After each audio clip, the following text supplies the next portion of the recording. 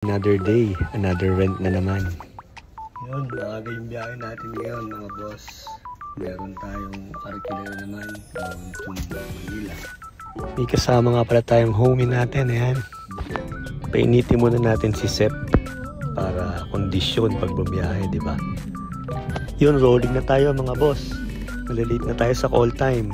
Kaya bilisan na natin. Kasi alas 7 yung call time namin, mga 6:29 na ata eh. Kaya nagmamadali na rin ako. So, fast forward na natin mga boss. Baka miss tayo marating yan. Let's go! Bali nag-220 ako dyan, no? Ang bilis, oh. Sensya na mga idol. Overspeeding ata ako. Yan, nasa HBC na agad tayo, di ba? Sabi sa inyo, ang bilis ko eh.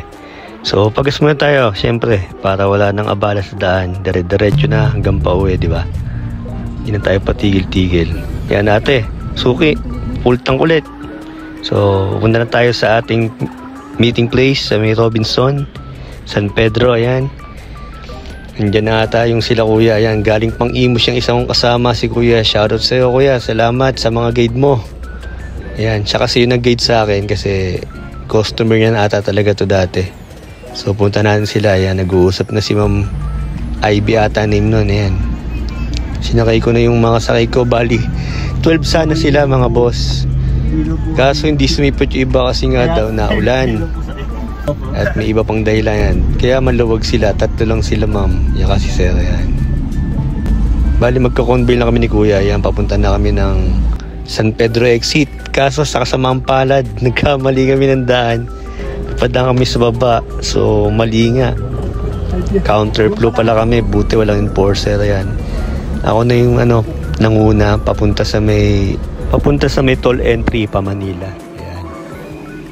Bibilisan na natin mga boss para hindi na masyadong mahaba yung video. Ayan, nasa expressway na tayo. Habang naglalakbay tayo, nagbibideo yung anak ko, yung homie natin, kasama natin eh. Ayan, sasama daw siya sa akin. Nandito tayo sa may Alabang.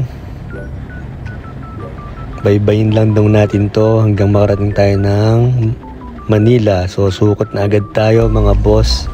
Exit na tayo ng Nicos.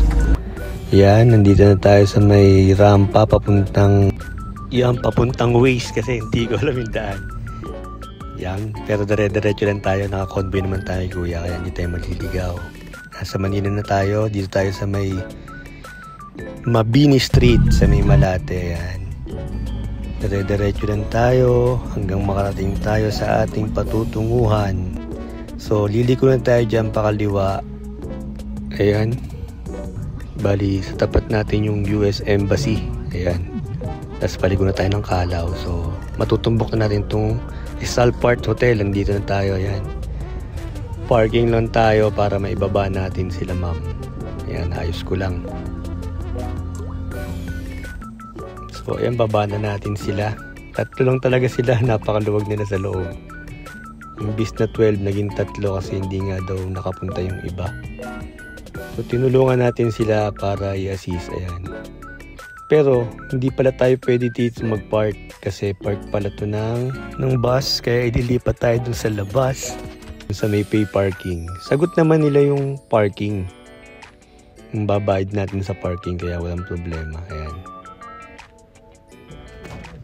So, labas na tayo. Ito nga pala yung Army and Navy.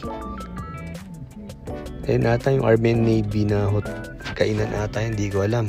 Basta yun na yun. Ang ganda.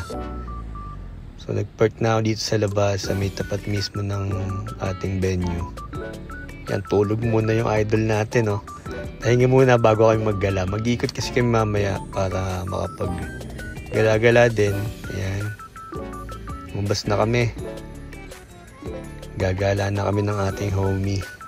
Sabi niya kasi, Dad, gala tayo. So, ikot tayo, ikot. Ayan. Eh, yung idol natin, oh. Sweatshirt, ah. Tamang video na kami dito. Walk trip. So, ayan, nandyan kami sa may harap ng Luneta Park. Kilometer 0. Ganda ng watawat ng Pilipinas, diba? Parang 3D. Ayan, oh. Papa-picture show. Kala niya picture, video pala. Yan, yung mga snapshot namin. Oh. Hindi ba angas? Ang nasa ibang bansa, no? Kita-kit sa part 2. Salamat mga boss.